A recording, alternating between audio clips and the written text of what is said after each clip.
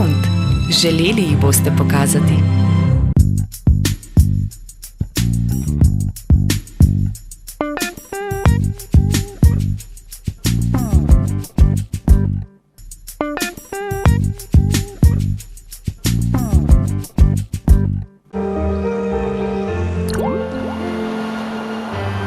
Radenska in prinaša novo osvežitev z okusom limeta Kivano. Rdeč obran, poln okus in dišeč, zmeraj svež. Slovenski paradižnik Lušt. Eleganten porcelan Kala in jedilni pribor Mepra za sijaj vaše mize. Lepo in praktično, saj je pokrov lahko tudi podstavek ali pladenj. Samo v Mercatorju ob zbranih nalepkah 60% in več prihranka. Mercator, moj najboljši sosed?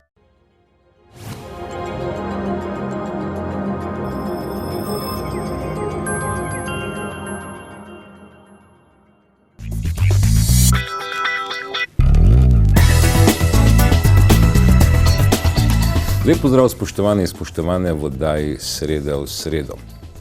Moj današnji gost je, kako bi temu rekel, eden od pionirjev zasebnega visokega šolstva v Sloveniji, hkrati pa eden od ključnih mož, ki so tam v 90-ih letih popeljali Slovenijo na samostojno neodvisno pot. Torej v oddaji Sreda v sredo je moj gost, profesor dr. Ludvik Toplak, predsednik Evropske visokošolske inštitucije v Mariboru. Dobrodošli. Lepo pozdravljeni. Povejte mi, profesor Toplak, izhajam najprej iz 8. aprila. 8. aprila 1990 so se v Sloveniji zgodile prve, v narekovaju, demokratične večstrankarske volitve. Vi ste tam nastopili na listi, bom rekel, najstarejše slovenske stranke, to je Slovenske kmečke zveze, in seveda vam, se pravi vaši stranki, potem Krščanskim demokratom in še nekaterim drugim strankam je uspelo doseči takšen volilni izid, da ste pravzaprav lahko sestavili vlado. Pa vendar, danes ljudje pravijo, da so to bile res demokratične, vendar še vedno nepoštene volitve. Ja. Prvo moramo vedeti, takrat smo šli na volitve s programom. Program je bil parlamentarna demokracija, nacionalna osamosvojitev in tržna ekonomija. Osebno menim, da pozabilo se je na četrti, enako pomemben faktor, to pa bi rekli, temu rečemo kulturno vrednostna tranzicija. Ni dovolj politično-ekonomska in tu je bila hiba. Kar se tiče poštene, nepoštene volitve, pa jaz bi težko rekel, vem pa nekaj, da je na primer vzhodna polovica Slovenije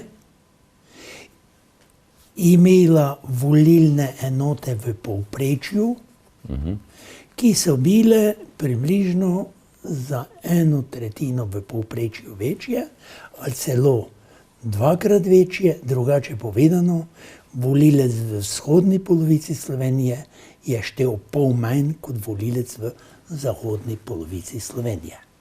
Torej, tisti, ki so naprej oblikovali te volilne okraje, so prav gotovo vedeli, kakšna bo matematika. Tisti, ki so, tako je, nobeden od kandidatov ni štel, koliko ljudi je v njegovi volilni enoti, ali pa mora biti eni so, in tu je bila ena prevara.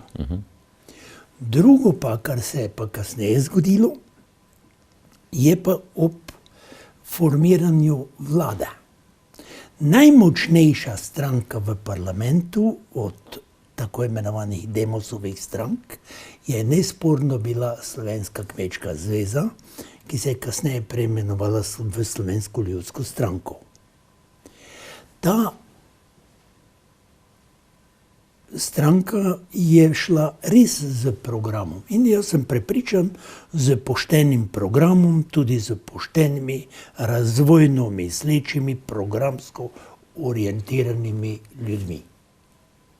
Bili so to dostojanstveni kmetje, bili so predvsem pa tudi intelektualci. Vodstvo, kako je se to zgodilo, ne vem, jaz sem naknadno bil obveščen, da je vodstvo se dogovorilo, oziroma so prepričali takrat vodstvo stranke, da je Slovenska kmečka zveza dobila toliko poslancev, da je tako močna v parlamentu, da ne rabi participirati pri izvršilni oblasti. Zato se je zgodilo, da v resnici Ljudska stranka, ki je bila najmočnejša Demosova stranka, ni imela nobenega ministra. Bil je sicer doktor Osterc, Ja. ampak Za področje kmetijstva, ja. za področje za kmetijstvo, ampak je bil v resnici s strani krščanskih demokratov, ker se je Ljudska stranka, ne vem kdo, ampak to je treba še preučiti, odrekla participacije pri izvršni oblasti, kot se temu reklo, čeprav je bila najmočnejša stranka v koaliciji. S tem se v sami koaliciji ravnotežje porušilo, in vse posledice, kot so sledile iz tega, vključno z ukinitvijo Demosa. Zanimivo, ne, namreč potem, ko so po osamosvojitvi bile druge volitve, tudi tam ste bili izvoljeni v državni zbor, zdaj že v novem sestavu, torej več ne trodomni parlament, temveč enodomni z 90 poslanci, pa vendar po 2 letih, ne vem, učili ste res zaradi tega, ker so vam ponudili mesto rektorja univerze, ali so bili drugi razlogi? Ne. Jaz sem šel še drugič na volitve in takrat zmagal v volilnem okraju, ki je bil 3-krat večji. 3-krat več volivcev kot na primer nekateri drugi volilni okraji. In sem dobil takrat v tistem mandatu od vseh 900 kandidatov največ glasov. Tudi sprejel mandat, ampak takrat je nastopila pa faza tako imenovane socialno-ekonomske reforme ali tranzicije. In tukaj sem jaz videl takrat, da v vodstvu, zlasti v vodstvih političnih strank, so izgubili kompas glede ekonomskega modela samega in drugič tudi vrednostno. Zato sem se jaz potem poslovil od politike in se vrnil na univerzo. Za rektorja sem kandidiral šele naknadno, to je skoraj leto dni po slovesu iz parlamenta. Povejte mi, prebral sem nek pogovor z vseeno starostjo Slovenske ljudske stranke oziroma Kmečke zveze gospodom Omanom, ki je dejal, da dejansko je bila v tej državi narejena huda napaka, kajti za stabilno ekonomijo rabiš liberalno politiko, ki jo vodijo v rokah, ki jo imajo v rokah konzervativci. To se je pa pri nas obrnilo na glavo. Ja, gledajte, takole če rečemo, nekaj je treba vedeti, da politična, kot se reče temu, pahljača ali razporeditev strank v naravi stvari ima večstransko podlago. V Grčiji je v Atenah bil dolgo zelo star inštitut za biopolitiko. Oni trdijo, da je biološko v človeku determinirano. Ali si ti ekstremni levičar, dostikrat tudi anarhist, ali ekstremni desničar, normativist, ali si mešetar, kjer jih je več, tam sem jaz, Ali si normalno gospodarsko razvojni, konzervativec, ali bolj potrošniško sindikalistični potrošnik. Da je to v človeku. Mnogi mislijo, da je, jaz rečem mojemu prijatelju, takole, ki je znan, bom rekel, v ene od tako imenovanih slovenskih levičarskih strank, vodilni, pa mu rečem, ti si tipičen konzervativec. Misliš samo na delo, misliš na razvoj, držiš se ene žene, skrbiš za otroke in zdaj že misliš na vnuke in misliš samo na razvoj in gospodarstvo. To je tipično razmišljanje konzervativca. Socialci mislijo bolj, socialne stranke mislijo bolj od plače na plačo, od plače do plače in za sproti pošteno živeti, pošteno delati, pa dobiti tudi pošteno plačo. Pri nas so se te stvari pomešale, mi nimamo normalne niti programsko, niti vrednostno razporeditve strank. Bom rekel še nekaj drugega, to ima več stranske posledice. Če pogledamo Evropski parlament, seštejemo tako imenovano ekstremno levico, pa socialno demokracijo, mi vidimo, da je to skupaj približno 49 odstotkov, če prištejemo polovico liberalcev. Če desnico prištejemo, ekstremno desnico, pa krščansko ljudsko opcijo, pa polovico od liberalcev, pa pride 51%. Gre za razliko plus minus 2 in taka približno je normalna razporeditev parlamentov v Evropi. Zato, če se vrnemo k ljudski stranki, moje stališče je bilo, to vodjem ni bilo prav, da ljudska stranka mora imeti 40% plus minus 2. Če ima 40 plus 2 je zmagovalec, če ima minus 2 je loser, mora vodstvo odstopiti. In to velja tudi za socialno demokracijo. In z Pučnikom sva se o tem pogovarjala. In jaz sem rekel Pučniku, daj prosim lepo dogovorili smo se, formirati normalno evropsko primerljivo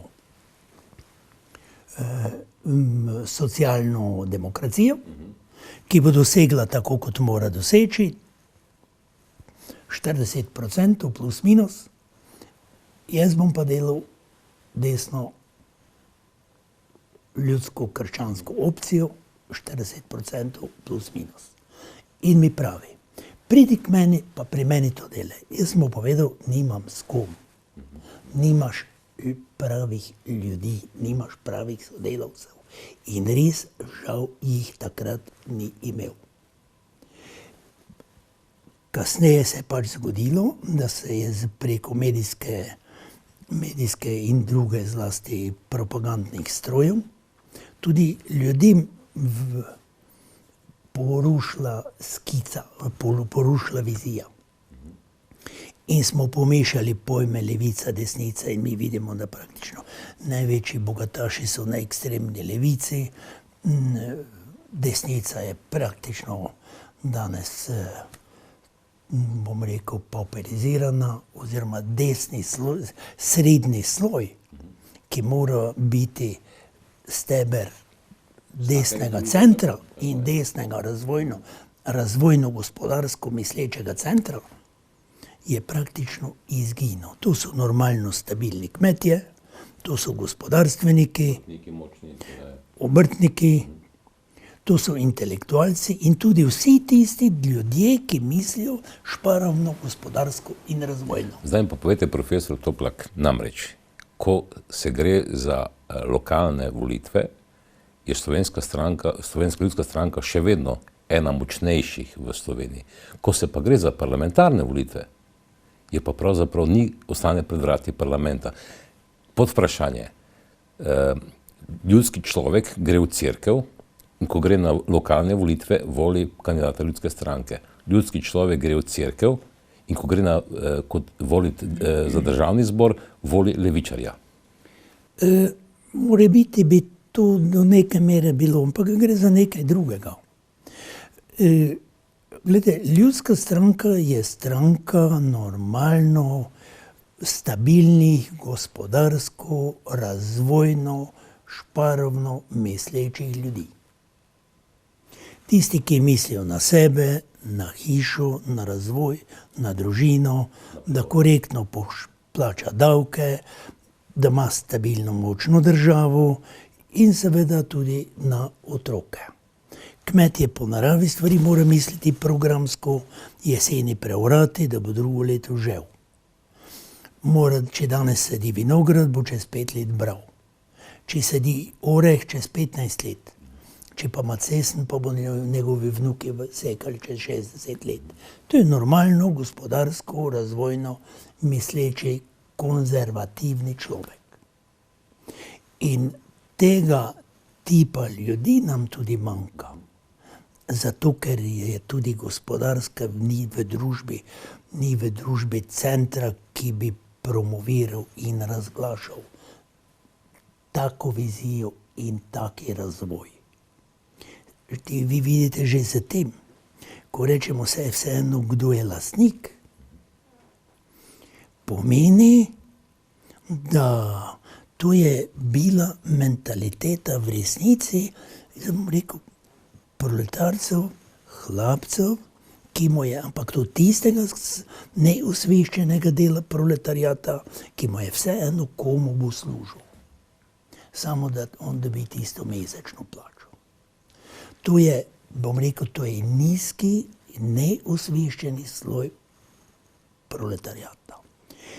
In moramo pa vedeti, da vsi so se vedno zavedali od Jožefa Egiptovskega po Svetem pismu Stare zaveze dalje.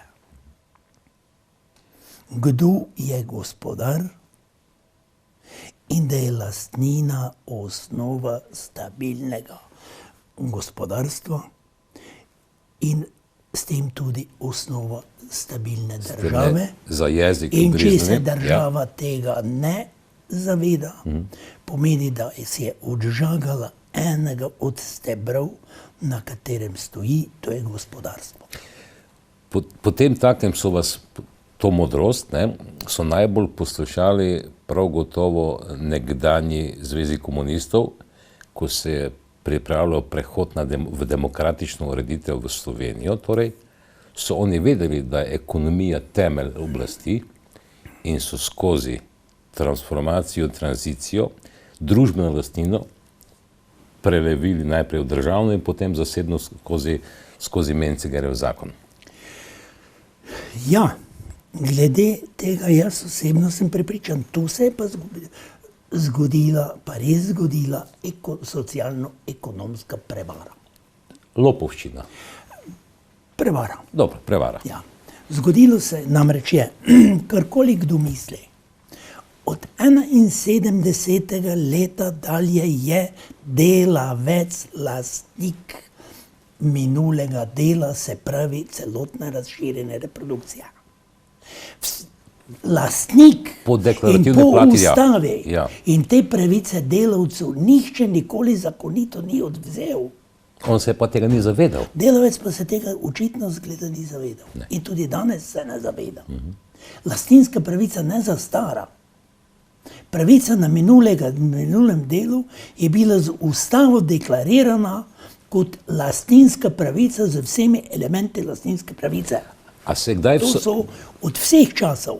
Po rimskem pravu se je reklo ius utendi et frendi, ius possidendi, ius disponendi in ius prohibendi. Pomeni, delavec ima pravico, smo rekli, uporabe in upravljanja, razpolaganja z živim in minulim delom in niče nima delavca pravice omejevati, da ne bi razpolagal z rezultati živega in minulega. To je lastninska pravica, ki mu je bila z ustavo dana. Ampak doslej še nobeden ni vložil zahtevek za ustavno presojo tega. Ja, jaz osebno sem o tem pisal. Pisali ste, ja. In osebno to verjamem, da je to neodtujljiva pravica človeka. Ko omenjate slovenski zakon se je reklo temu o privatizaciji. Tu se je zgodila prevara, približno 10% od te nacionalne ekonomije se je dalo v obliki tako imenovanih obveznic, Ja. pa še tisto certifikatov, pa še tisto so tisti ljudje, poglejmo malo časopise nazaj, tisti najvplivnejši ljudje v državi so rekli, to ni nič vredno, zato da je nekaj tajkunov na ta račun obogatelo, veliko število državljanov pa bilo ogoljufanih. Takrat, ko smo šli na svoj leta 91, je bila seveda normalno zelo priljubljena krilatica Slovenija je na poti, da bo taka kot Švica. Ne? Ampak konec koncev, vse, kar se je zgodilo v teh 25 letih, človek počasi začenja se spraševati, ali je res to Slovenija, za katero smo se borili. Glejte, če greva na politično polje, tam se je pač zgodilo, kot sva rekla. Na ekonomskem področju, tu pa je res se je zgodila prevara. Tu se je res zgodila prevara in zanimivo je, jaz sem pozval slovenske sindikate, vse sindikate, in noben sindikat se ni opredelil za minulo pravico delavca. Sindikati so eni večjih lastnikov, tajkunov.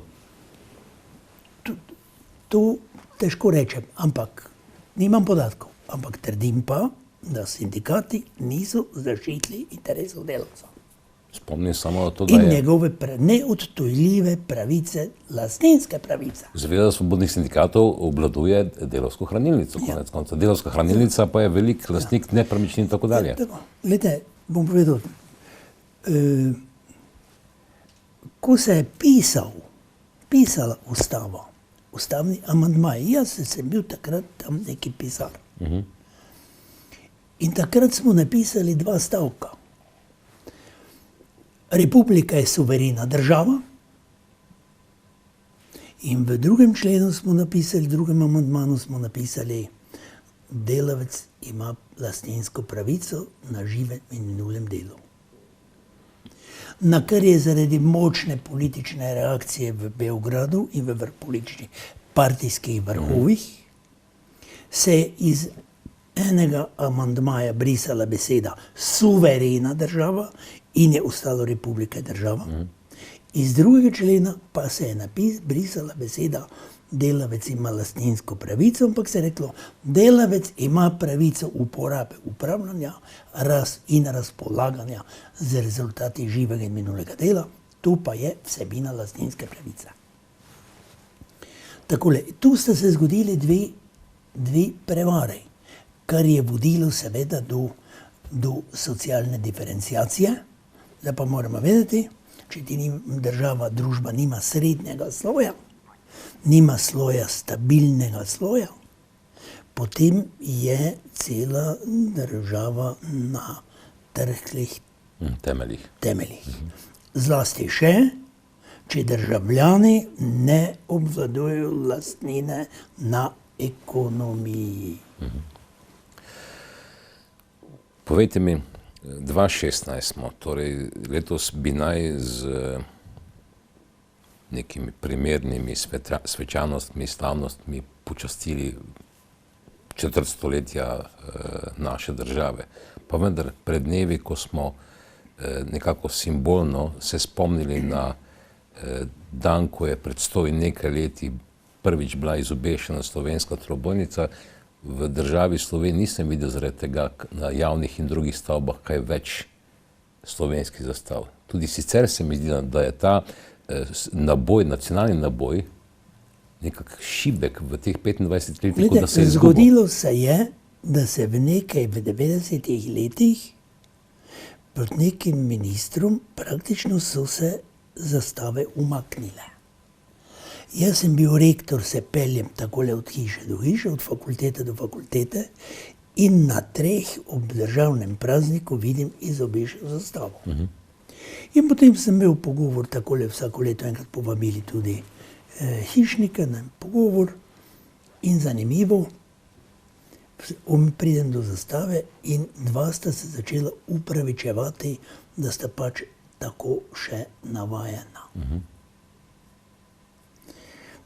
Jaz sem jih seveda potem opozoril, da je red po celem svetu, da zlasti še pred državnimi institucijami, na Švedskem to vsaka kmetija ob državnem prazniku izobesi nacionalno zastavo. Pri nas je pa, žali Bog, pozabimo na to. To je vprašanje nacionalne zavesti, moram pa nekaj drugega reči. Glede, mi imamo v Sloveniji, o tem nismo govorili, ampak vendarle moramo reči, da žal in trdim, da Ljubljana zgodovinsko ni izoblikovala državotvorne zavesti. Kot metropola, nacionalna. Ljubljana zgodovinsko je izoblikovala gospodarsko, zlasti mešetarsko zavest. In to lahko rečemo 1848. leta za ilustracijo, po pripovedovanju pokojnega profesora Moriča, profesorja zgodovine na Dunaju, on pravi takole. Ko je 13.000 podpisov Slovencev iz vseh slovenskih dežel prišlo cesarju, napisalo pismo, in bom povedal, moj pradedek Vid Toplak je od fare svetega Lovrenca v Slovenskih goricah peljal 247 gospodarjev in gospodaric na notarsko overovitev podpisa v gradu Dornovu, podpisa cesarju, kaj Slovenci od cesarja terjamo. Prvič, da se vse slovenske dežele, Štajerske, Krajinske in Tržaške v eno kraljevstvo združijo. Kraljevstvo, se pravi državo združijo. Drugič, da se materin jezik v šole in kanclije uvede.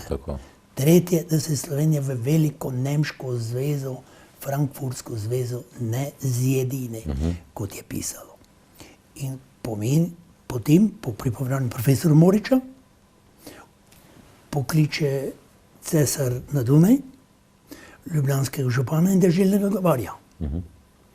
Župan, gospodje, cesar jim reče, a torej bi vi tudi zdaj želeli svoje kraljevstvo, svojo avtonomijo? In gospodje so rekli, ni njegovo veličanstvo, to so oni, Štajerci pa Korošci.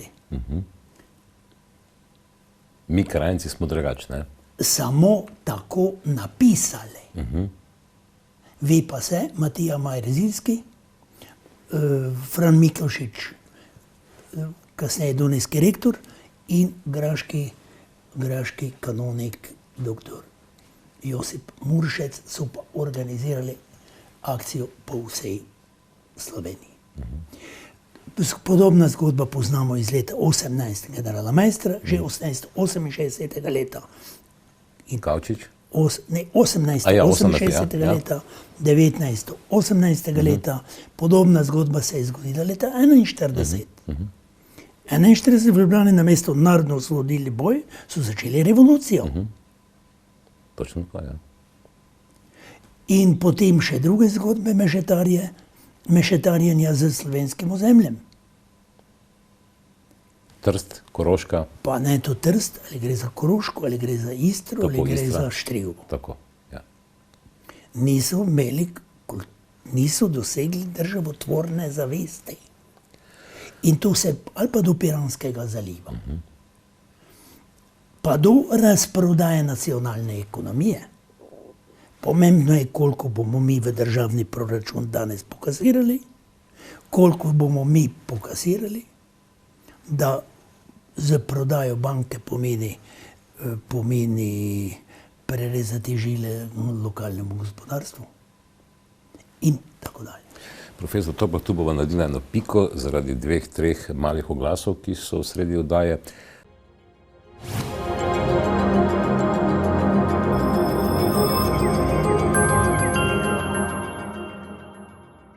Rdeč obran, poln okus in dišeč, zmeraj svež. Slovenski paradižnik Lušt.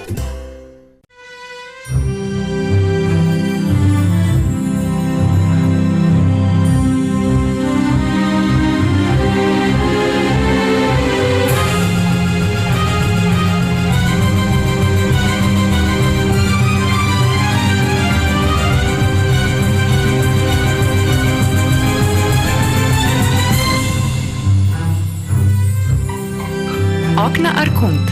Želeli jih boste pokazati.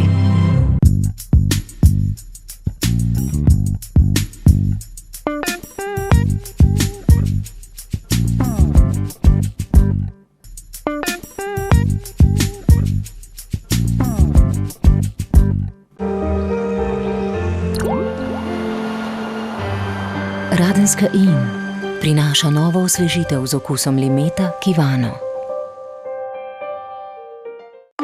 Eleganten porcelan Kala in jedilni pribor Mepra zasijaj vaše mize. Lepo in praktično, saj je pokrov lahko tudi podstavek ali pladenj. Samo v Mercatorju ob zbranih nalepkah 60% in več prihranka. Mercator, moj najboljši sosed?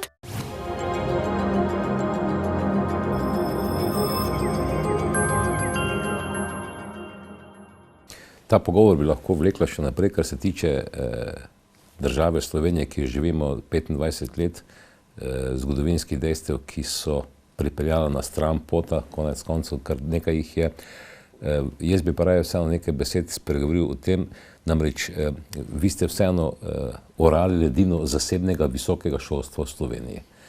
Ustanovljena Evropsko študijsko središče v Mariboru 2007. leta, pa se mi je takrat postavilo vprašanje, ali potem, ko ste upravili 3 mandate rektorja Mariborske univerze, se vam je to zdelo kot izziv, da dokažete, da tisto visokošolske smeri, usmeritve, programe, ki jih boste vi ponudili študentom, da so tisti pravi, v narekovaju, ki človeka, ko konča, ko diplomira, pripelje tudi do kruha. Zelo dobro. Glede. Pri visokem šolstvu, če danes poslušate razprave, o čem se menimo, o čem se pogovarjajo, koliko mora imeti zaposlenih, redno zaposlenih delavcev neki visokošolskih zavod. To je čista formalnost oblika zaposlovanja. So poklici, ki so izrazito uporabni poklici, kot recimo medicinska sestra, kjer po vseh evropskih normativih mora opraviti 2400 ur prakse ob posli pacienta. In mora imeti mentorje tam. Pa tudi učitelji praviloma morajo biti ljudje. Na medicinski fakulteti profesor medicine, ki nima klinike, ki nima pacientov, ki nima ambulante, ne more biti dolgo časa profesor, ker izgubi kontakt z... Hočem reči, niso pomembni, relevantno zaposlevanje učiteljev, važna je relevanca oziroma važna je zaposljivost diplomantov. Drugo, šola, visoka šola ima več pomenov. Zato smo mi šli v Mursko Soboto.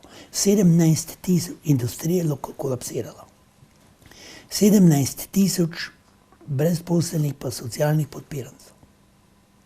Moj predlog je bil in v pričakovanju, da bo država podprla izobraževanje ljudi za zaposljive poklice. Zato smo odprli tukaj programe medicinska nega, fizioterapija in socialna gerontologija.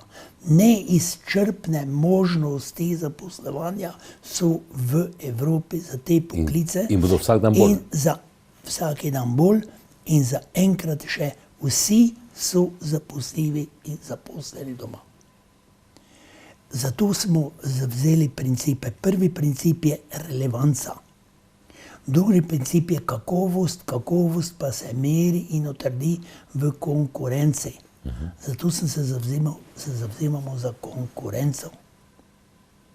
Ampak te konkurence se javne inštitucije bojijo kot hudič križa. Ja, tega se bojijo, ker hočejo biti zaščiteni na eni strani politično, v imenu sindikalističnih interesov javnih uslužbencev, na drugi strani pa tudi moramo reči, 20% študentov financira država takih v Ljubljani in Mariboru, Ki ne bodo nikoli. ki ne pristopi niti enemu izpitu.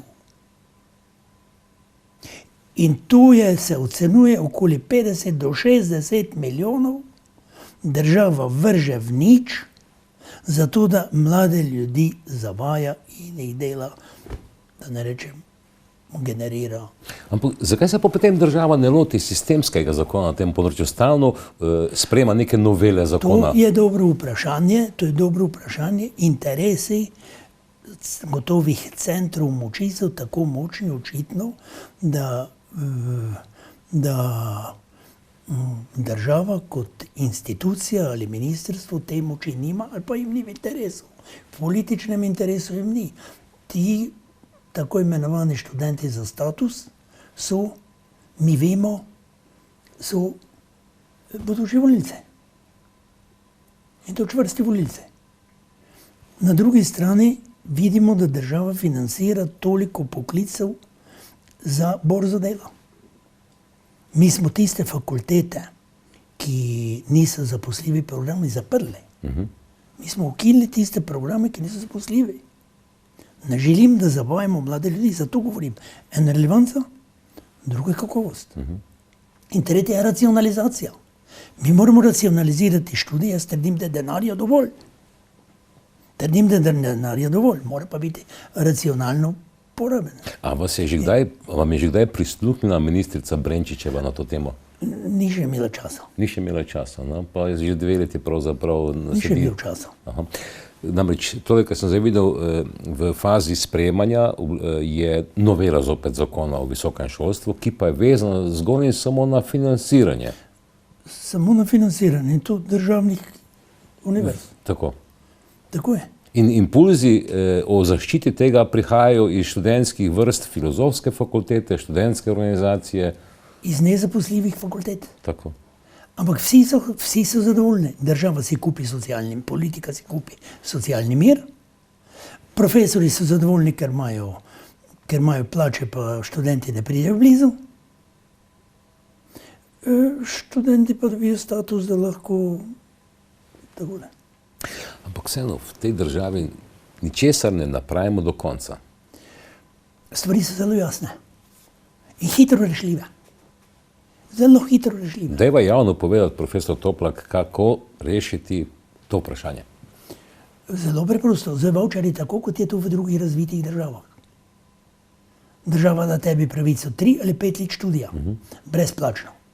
Ampak kričijo o pravici do brezplačnega šolanja, ja, ampak za vse. Ampak za vse. Vam so sicer dali koncesijo, ne pa tudi... Ne, ni koncesija. Imamo akreditacijo. Akreditacijo, tako. Akreditacijo, se pravi vse kriterije za delo. Koncesija pa pomeni sofinanciranje. Koncesija pa pomeni, da država financira šolanje. Se pravi, da študenti v Pomurju ne bi rabili plačati šolanje. Tu vam pa da država figo. Ja, ne more, v zahodni polovici Slovenije so 4 fakultete, vse 4 financira država. Državno v Ljubljani, občinsko v Jesenicah, privatno v Novem mestu, državno občinsko v Izoli in še občinski oddelek v Novi Gorici. Vse financira država. V vzhodni polovici Slovenije so tudi 4. Pa država financira samo eno. To je v Mariboru. Ampak to je vprašanje predvsem za politike, za poslance, kako zastopajo interese svojih volivcev. In če smo v Pomurju, je to ključno vprašanje poslancev, razen poslanca Horvata, ki je enkrat postavil to vprašanje, še noben ni vprašal. Zakaj samo prekmurski študenti v zdravstvenih programih, socialnih programih morajo plačevati šolnino sami? 5 poslancev je iz te pokrajine ob Muri, konec koncev tudi ta pokrajina ima neke ustanove, inštitucije, ki naj bi bile vezni člen med državo in med lokalnimi interesi, torej Pomurjem, pa vendar vam ne prisluhnejo. Regijski svet, 5 poslancev. jaz ne rabim.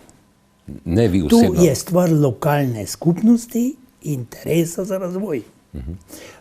Univerza, visoko šolstvo je ključni inštrument razvoja regije.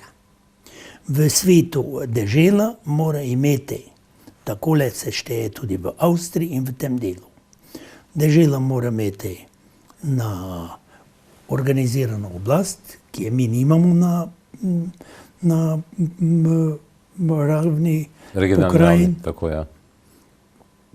V evropski tradiciji nekako ima škofijo in ima visoko šolo, univerzo. In normalno je, da se regije, osveščene regije, za to borijo. In se Krajinska bori, in Nova Gorica, in Koper, in Zopet Novo mesto, Smo pri zavesti. Pri vesti in zavesti. in Celje se bori. Ja. Tako ne. Le tukaj v tem prostoru Pomurja, namreč s profesorem Toplakom sediva v njegovem kabinetu v Murski Soboti, kjer je sedež soboških narekovajo enot Alme Mater iz Maribora. Tu pa ni zavesti in vesti. Ne vem, to je treba vprašati, mi smo predlagali parkrat, ne morem pa jaz, Alma Mater ne rabi. Mi želimo in ponujamo izobraževanje predvsem 4 programov.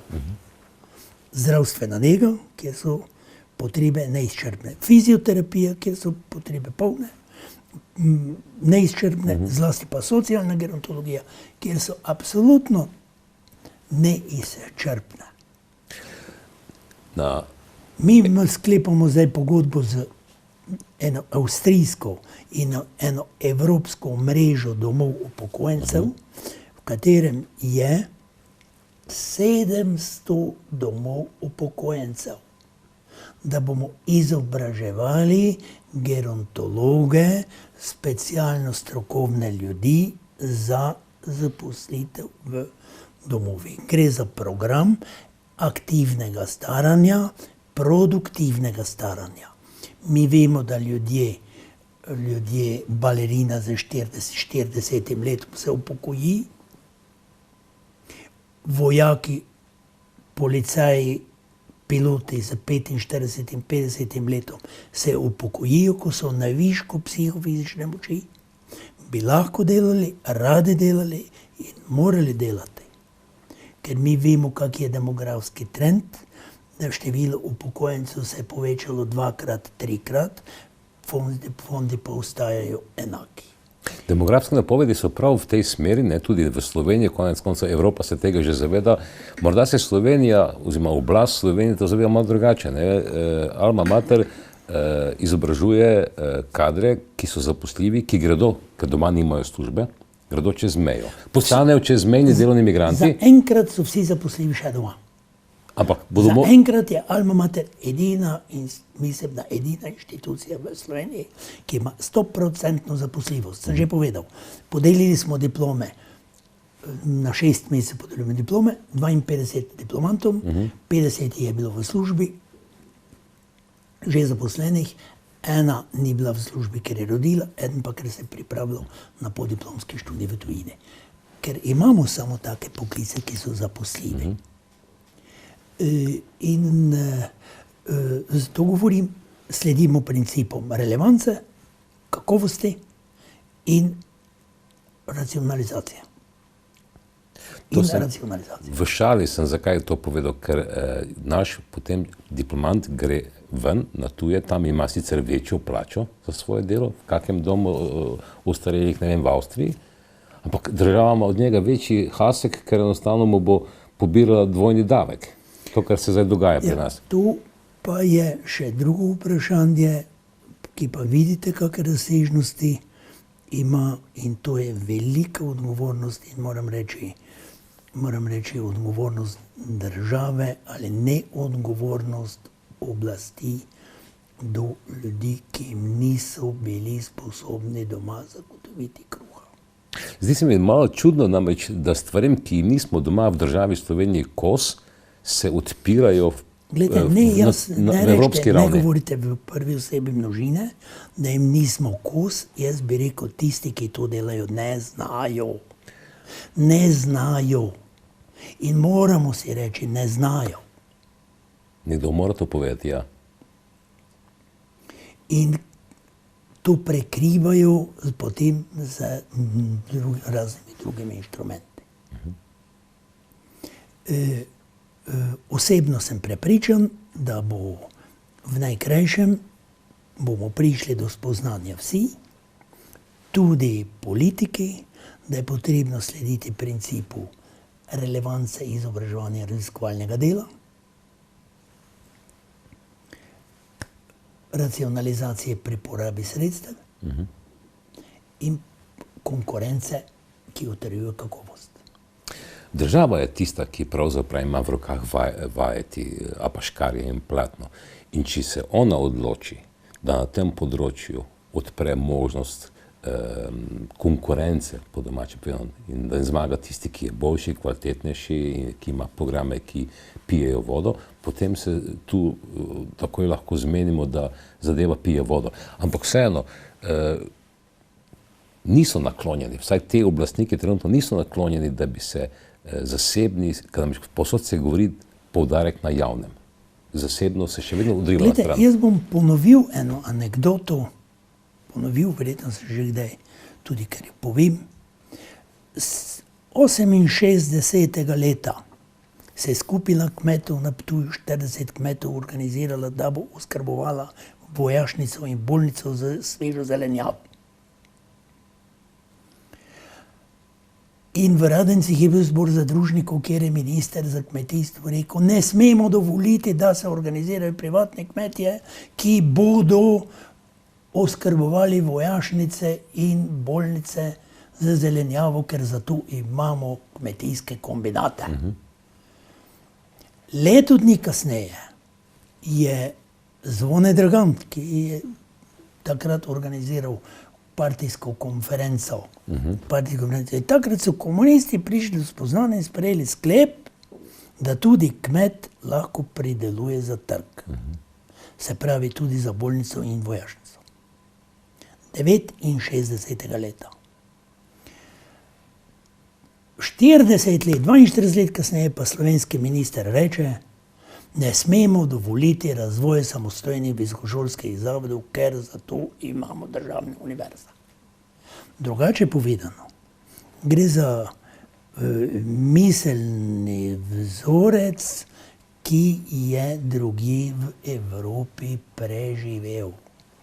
Gre za stare ideološke predsodke, ki pač ostanejo v glavah, v resnici pa gre za parcialne interese in gre za zaščito določenih zgodovinsko pridobljenih političnih privilegijev. Nikoli si ne postavijo, zdaj govorim pa v množini za tretji osebi, ne postavijo ogledala pred svoj obraz.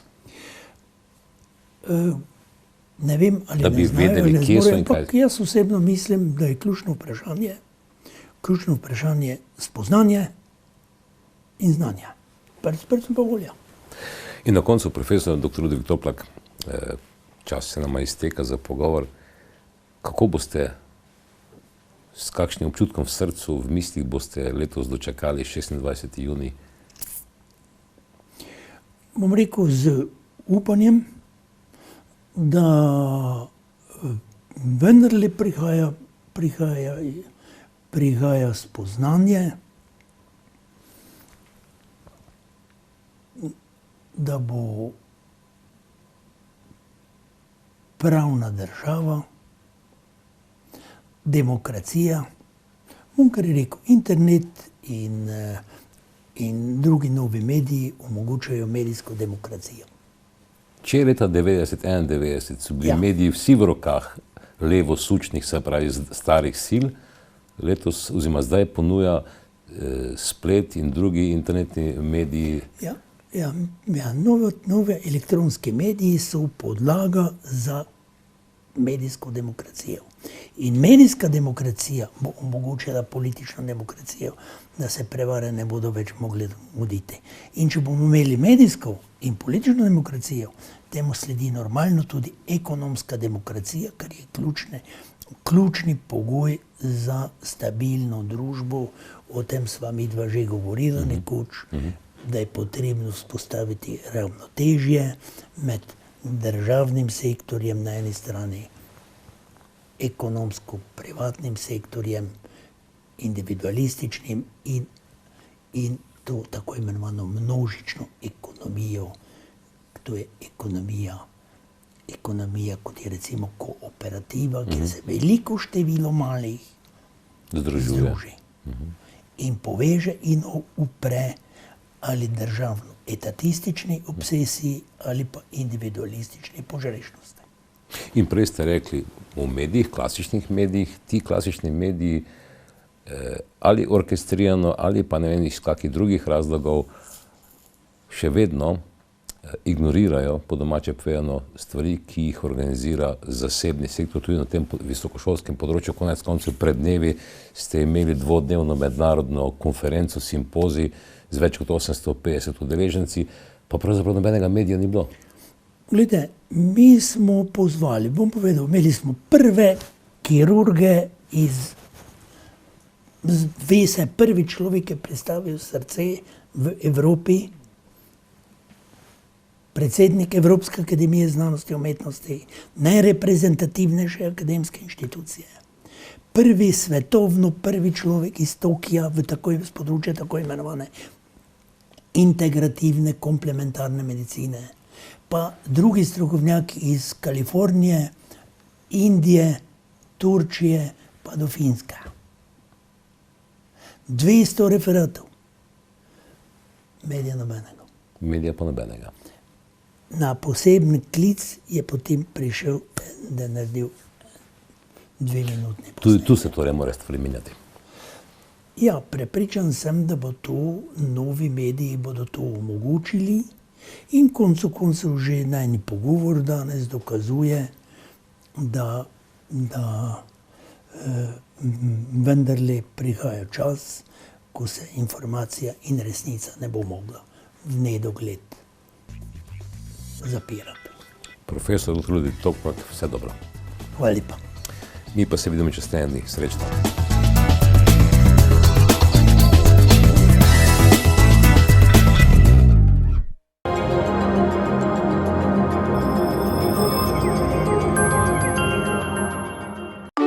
Eleganten porcelan Kala in jedilni pribor Mepra zasijaj vaše mize. Lepo in praktično, saj je pokrov lahko tudi podstavek ali pladenj. Samo v Mercatorju ob zbranih nalepkah 60% in več prihranka. Mercator, moj najboljši sosed? Rdeč obran, poln okus in dišeč, zmeraj svež. Slovenski paradižnik Lušt.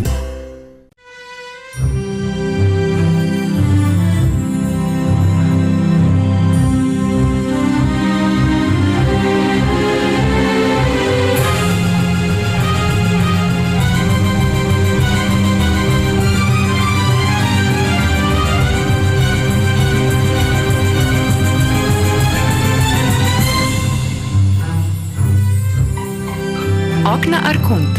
Želeli jih boste pokazati.